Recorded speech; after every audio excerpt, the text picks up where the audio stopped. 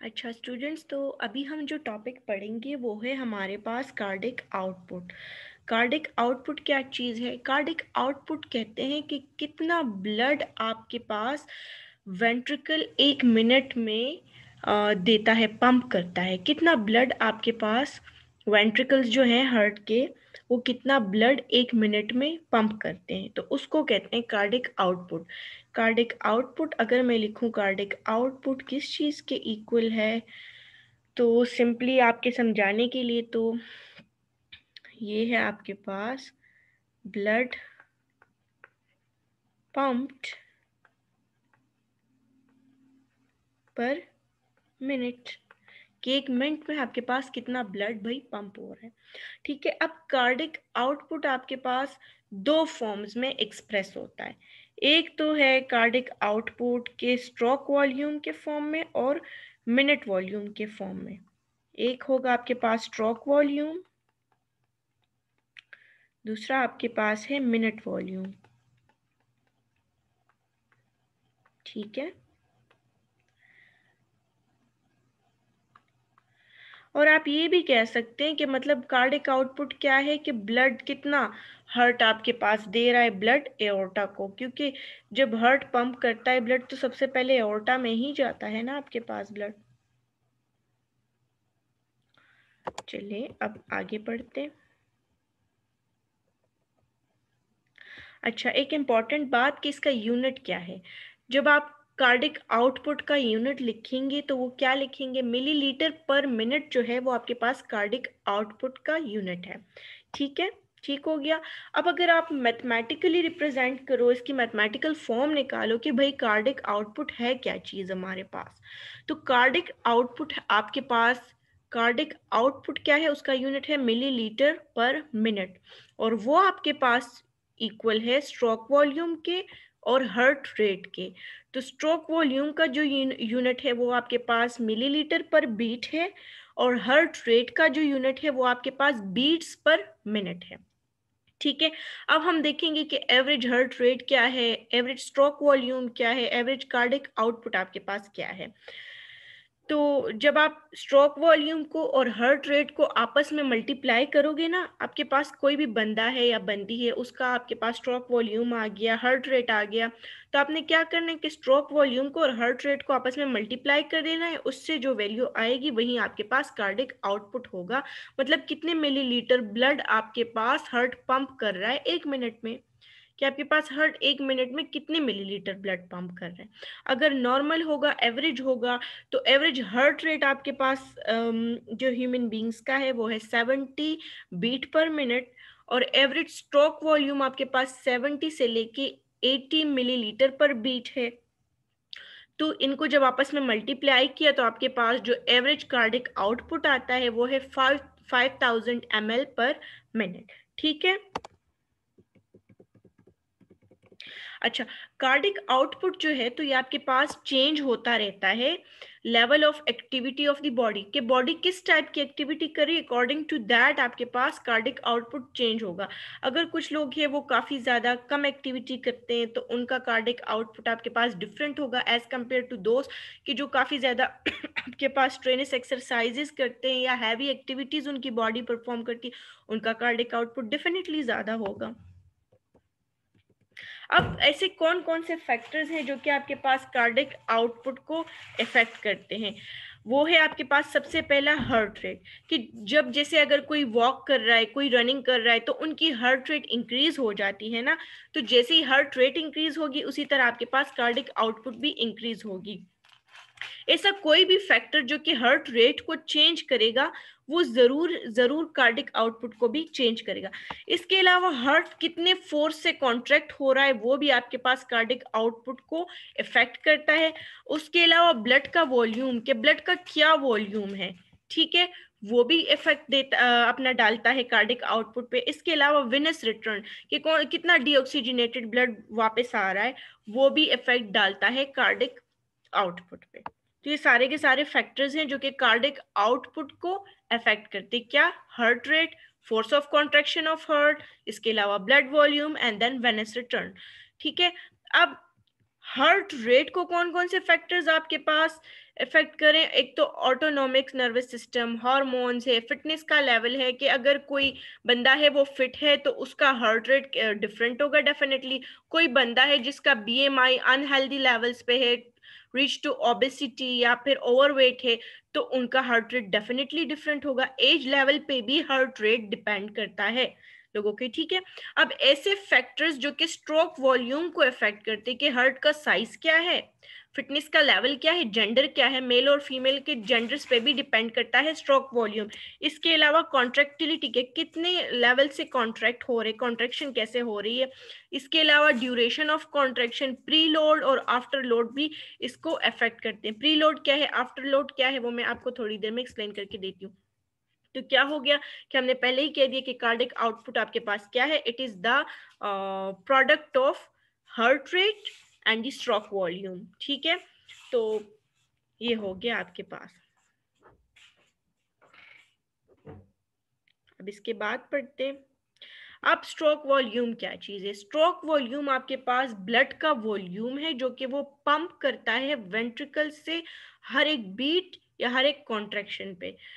Stroke volume क्या है आपके पास?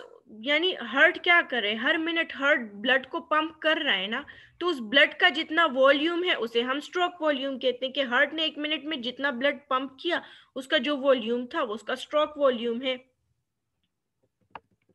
तो कहते हैं कि जैसे ही आपके पास स्ट्रोक वॉल्यूम बढ़ता है साथ साथ आपके पास कार्डिक आउटपुट भी बढ़ता है। और स्ट्रोक वॉल्यूम अब किन किन चीजों पे डिपेंड करता है? डिस्टोलिक वॉल्यूम पे और कॉन्ट्रैक्टिलिटी पे, ठीक है। तो कहते हैं कि आपके पास जो स्ट्रोक वॉल्यूम है वो आपके पास इक्वल है एंड डिस्टोलिक वॉल्यूम के, उससे जब आप माइनस करोगे and systolic volume. Diastolic volume से जब आप सिस्टोलिक वॉल्यूम को माइनस करोगे तो आपके पास एंड डिस्टोलिक वॉल्यूम से जब आप एंड सिस्टोलिक वॉल्यूम को माइनस करोगे तो आपके पास सिस्टोलिक, आपके पास स्ट्रोक वॉल्यूम आ जाएगा। चलिए मैं यहाँ लिख देती हूँ, ठीक है, कि ये क्या चीज है आपके पास, ये है स्ट्रोक वॉल्यूम।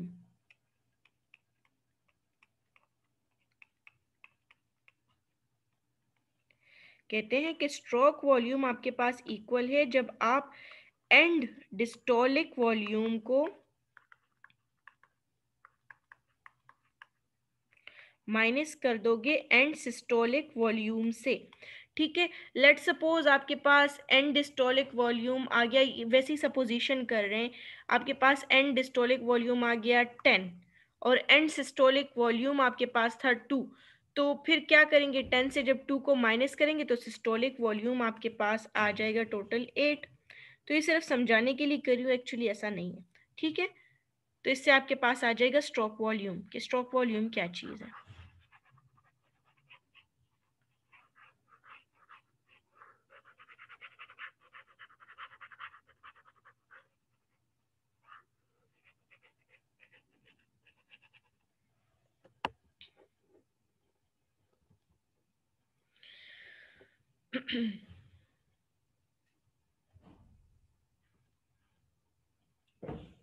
अच्छा, अब अगर आपके पास कोई हेल्दी मैन है जिसका वेट आपके पास 70 kg है, तो उसमें आपके पास नॉर्मल स्ट्रोक वॉल्यूम 70 ml होगा, ठीक है।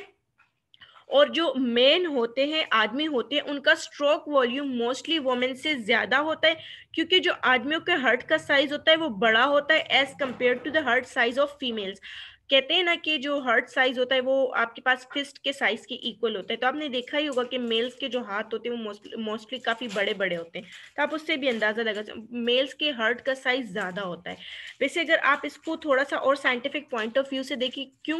क्योंकि आपको पता होगा कि मेल्स की बॉडी में आपके पास मसल ज्यादा है, तो अगर ज्यादा मसल्स है तो उनको ज्यादा ऑक्सीजनेटेड ब्लड की जरूरत है, ज्यादा ऑक्सीजन की जरूरत है, तो इसलिए उनका हार्ट भी ज्यादा है, क्योंकि उसने एक्टिविटी ज्यादा परफॉर्म करनी। फीमेल्स की बॉडी में मसल्स कंपैरेटिवली टू मेल कम होते हैं। इसके अलावा और भी काफी वजूहात हैं, बट इससे आपको ये बात याद रहेगी कि जो मेन है उनका स्ट्रोक वॉल्यूम ज्यादा होता है फीमेल से। क्योंकि उनके हार्ट का साइज मेल्स का बड़ा होता है और फीमेल्स का छोटा होता है। अब स्ट्रोक वॉल्यूम को रेगुलेट कैसे किया जाता है? स्ट्रोक वॉल्यूम आपके पास 3 वेरिएबल्स हैं जो कि आपके पास स्ट्रोक वॉल्यूम को मेंटेन करते हैं। जैसे कि हमने पहले ही पढ़ लिया कि एंड डिस्टोलिक वॉल्यूम, ठीक है, एक तो आप पहले से पढ़ चुके हो। उसके अलावा हमने प्री लोड का पढ़ा था, और तो वो क्या चीज़ है वो भी अभी हम देखेंगे। तो एंड डिस्टोलिक वॉल्यूम आपके पास क्या है? ये आपके पास वो वॉल्यूम है ब्लड का कि जब आपके पास वेंट्रिकल्स वो जब आपके पास वेंट्रिकल्स ने ब्लड को पंप किया, एक डायस्टोलिक साइकिल आपके पास हुआ, एक डायस्टोल हुआ, और उसके बाद वेंट्रिकल ने जो ब्लड पंप किया उसका जितना वॉल्यूम था उसे कहते हैं एंड डिस्टोलिक वॉल्यूम। मैं दोबारा से रिपीट करती हूँ कि एंड डिस्टोलिक वॉल्यूम क्या है आपके पास, कि जब आपके पास डिस्टोलिक जो साइकिल है वो एंड हुआ, जिस वक्त आपके पास डायस्टोल खत्म हुआ, उस टाइम पे वेंट्रिकल्स ने जितना ब्लड पंप किया, तो उस ब्लड का जितना वॉल्यूम होगा वो आपके पास एंड डिस्टोलिक वॉल्यूम होगा। और इस एंड डिस्टोलिक वॉल्यूम को प्रीलोड भी कहते हैं। जैसे ही आपके पास एंड डिस्टोलिक वॉल्यूम बढ़ता है उसके साथ आपके पास स्ट्रोक वॉल्यूम भी बढ़ जाता है। अच्छा, इसके बाद दूसरा कौन सा फैक्टर है जो कि आपके पास स्ट्रोक वॉल्यूम पे अपना इफेक्ट डालता है? वो है टोटल पेरिफेरल रेजिस्टेंस।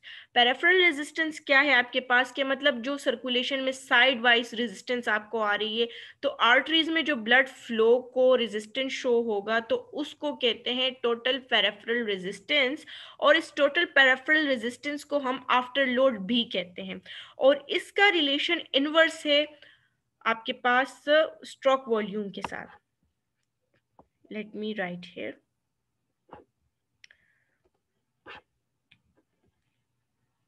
ठीक है, जो आपके पास स्ट्रोक वॉल्यूम है ना उसके साथ डायरेक्ट रिलेशन है एंड डिस्टोलिक वॉल्यूम का, लेकिन जो टोटल पेरिफेरल रेजिस्टेंस, अच्छा, और इस एंड डिस्टोलिक वॉल्यूम को हम प्री लोड भी कहते हैं। ठीक है, तो हम कह सकते हैं ना कि systolic volume is directly proportional to pre load and systolic volume is inversely proportional to after load। After load क्या है? जो कि ब्लड फ्लो को रेजिस्टेंस आ रही है जब ब्लड फ्लो हो रहा है, ठीक है, आर्टरीज में।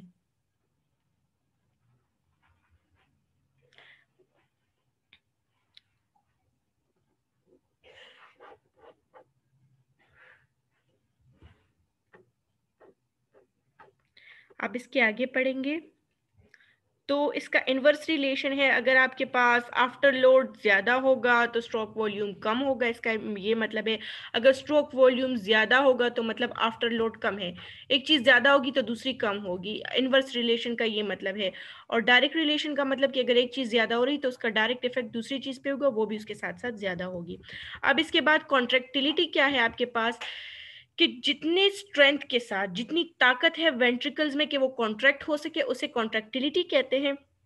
अब जैसे जैसे आपके पास कॉन्ट्रेक्टिलिटी बढ़ती जाती है उसी तरह स्ट्रोक वॉल्यूम भी इंक्रीज होता है। तो इससे हमें पता चलता है कि स्ट्रोक वॉल्यूम क्या चीज है। स्ट्रोक वॉल्यूम का भी डायरेक्ट रिलेशन हो गया कॉन्ट्रेक्टिलिटी के साथ भी स्ट्रोक वॉल्यूम का डायरेक्ट रिलेशन है।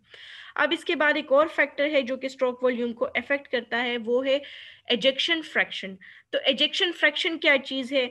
ये आपके पास एंड डिस्टोलिक वॉल्यूम की जो परसेंटेज आती है हर एक कार्डिक साइकिल में, उसे एजेक्शन फ्रैक्शन कहते हैं। जो कि आपके पास परसेंटेज आती है हर एक कार्डिक साइकिल में के एंड पे, उस परसेंटेज को एजेक्शन फ्रैक्शन कहते हैं। देखिए यहाँ पे भी रिप्रेजेंट किया गया कि स्ट्रोक वॉल्यूम आपके पास end diastolic volume minus S end systolic volume के इक्वल है। और फिर एजेक्शन फ्रैक्शन जो है तो आपके पास वो परसेंटेज है जो कि एंड डिस्टोलिक वॉल्यूम की होती है हर एक कार्डिक साइकिल के एंड पे। तो यहाँ पे फिर इसको मैथमेटिकली शो किया गया है कि स्ट्रोक वॉल्यूम पर and diastolic volume multiply by 100। वो जैसे आप लोग नॉर्मल परसेंटेज निकालते हैं ना कि obtain marks divided by total marks multiply by 100, तो यहाँ पे भी and diastolic volume is the total diastolic volume, उसके ऊपर लगा देते हैं सिस्टोलिक वॉल्यूम और मल्टीप्लाई बाय 100। बिल्कुल जैसे नॉर्मल परसेंटेज निकाली जाती है, बिल्कुल इसी तरह आपके पास एजेक्शन फ्रैक्शन की भी परसेंटेज, ये एक्चुअली परसेंटेज है एजेक्शन फ्रैक्शन, मतलब स्ट्रोक वॉल्यूम की परसेंटेज को इससे फाइंड करते हैं। अच्छा, अब नॉर्मल इजेक्शन फ्रैक्शन की वैल्यू क्या है आपके पास? नॉर्मल इजेक्शन फ्रैक्शन की वैल्यू आपके पास 50 से लेके 65% तक होती है। अब वेनिस रिटर्न क्या चीज है, अब इसे पढ़ेंगे। अच्छा,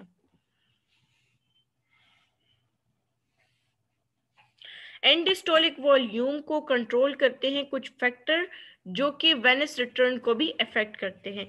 वेनिस रिटर्न को कौन कौन सी चीजें आपके पास इफेक्ट करती है? वो है टोटल ब्लड वॉल्यूम, के ब्लड का वॉल्यूम कितना है, इसके अलावा जो वेनस प्रेशर है वो कितना है, इसके अलावा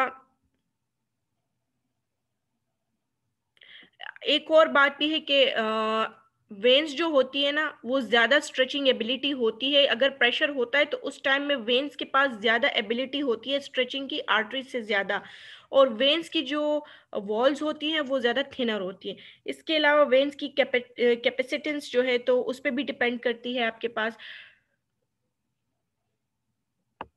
कहते हैं कि एक 1/3 जो है, 2/3 जो है आपके पास टोटल ब्लड वॉल्यूम वेन्स में जो है, तो वो आपके पास डिपेंड करता है इस पे। अच्छा, इसके अलावा यहाँ पे एक और इम्पोर्टेंट बात की जा रही है कि आपके पास ज्यादा ये आर्टरी से ज्यादा ब्लड तो होल्ड करते हैं आपके पास वेन्स, लेकिन इन ये प्रेशर बहुत कम डालते हैं उस पे, इनका प्रेशर काफी लोअर होता है। और इसके अलावा ये जो है आपके पास ज्यादा ब्लड को होल्ड कर सकते हैं, लेकिन प्रेशर ये काफी ज्यादा कम डालते हैं, प्रेशर इनका लोअर होता है।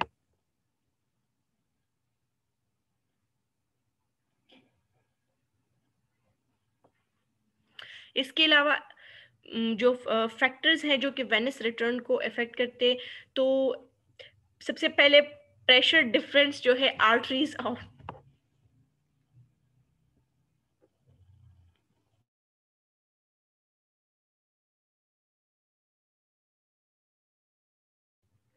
अच्छा, सबसे पहले जो आपके पास प्रेशर है आर्टरीज और वेन्स के दरमियान, वो आपके पास तकरीबन 10 ऑफ एच जी होता है।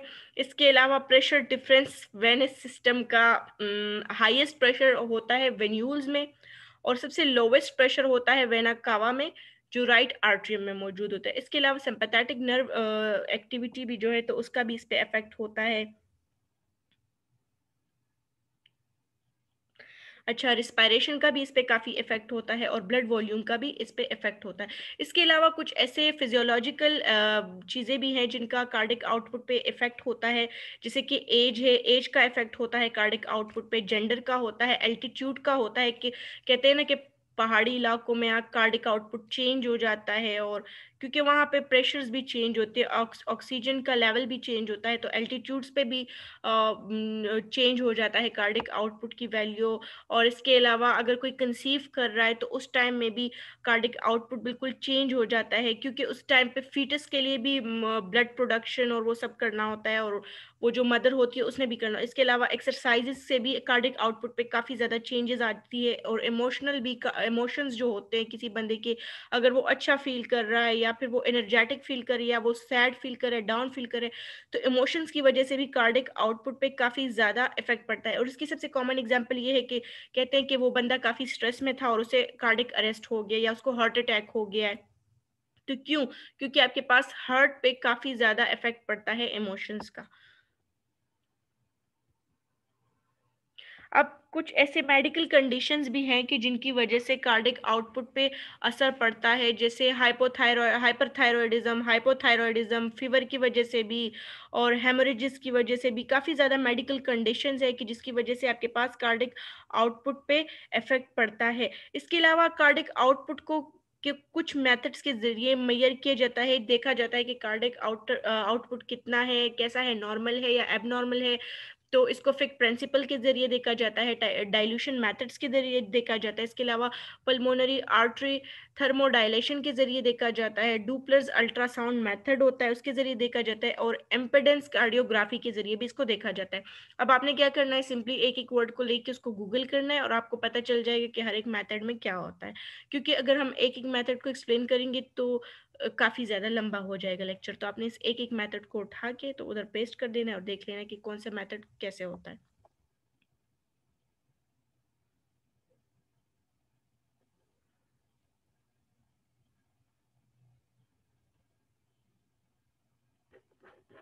अच्छा, अब कार्डिक आउटपुट का ब्लड प्रेशर के साथ क्या रिलेशनशिप है?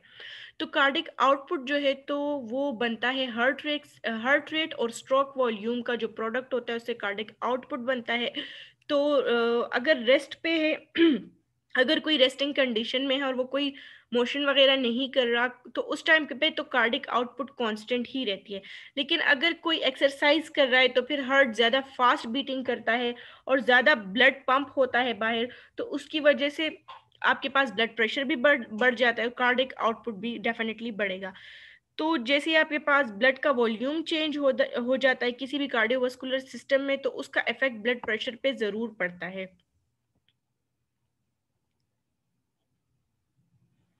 अच्छा, अब अगर कोई बंदा है कि उसकी बॉडी में काफ़ी ज़्यादा डिहाइड्रेशन हो गई है, या फिर उसको कोई ऐसी बीमारी है कि उसकी बॉडी में प्लेटलेट्स नहीं बन रहे, या कोई ऐसा ज़ख्म या इंजरी या एक्सीडेंट हो गया कि उससे काफ़ी ज़्यादा ब्लड लॉस हो गया है, ठीक है? तो उसकी वजह से भी उसका कार्डिक आउटपुट और उसका ब्लड प्रेशर काफ़ी ज़्यादा कम हो जाता है। वैसे जो फिट और यंग पर्सन होते हैं, तो उनका कार्डिक आउटपुट आपके पास 20 लीटर्स पर मिनट होता है। अगर वो काफ़ी ज़्यादा एक्सरसाइज करे, काफ़ी पीक पे भी पहुँच जाए उसकी एक्सरसाइज, तो 20 लीटर्स पर मिनट उसका कार्डिक आउटपुट होता है। अच्छा, और अगर एथलीट्स होते हैं कि जो काफ़ी वर्ल्ड क्लास एथलीट्स हैं, तो उनका मैक्सिमम कार्डिक आउटपुट आपके पास 35 लीटर पर मिनट तक पहुंच सकता है, इससे ज़्यादा नहीं हो सकता। अब नॉर्मल कंडीशंस में हो सकता है, बट नॉर्मल इसी तरह से होगा।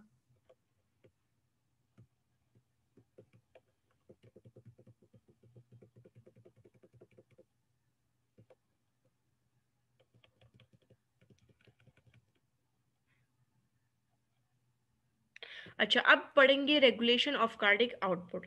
तो रेगुलेशन ऑफ कार्डिक आउटपुट का क्या मतलब है? इसका मतलब है कि कांस्टेंट कार्डिक आउटपुट मिलता रहे, मतलब 5 लीटर पर मिनट मिले जब नॉर्मल कंडीशन हो, और जैसे जैसे बॉडी की डिमांड हो, बॉडी की फिजियोलॉजिकल डिमांड्स हो, उसी के अकॉर्डिंग उसको ब्लड मिलता रहे, तो ये आपके पास नॉर्मल कार्डिक आउटपुट है, और उस टाइम में जब कांस्टेंट रहता है।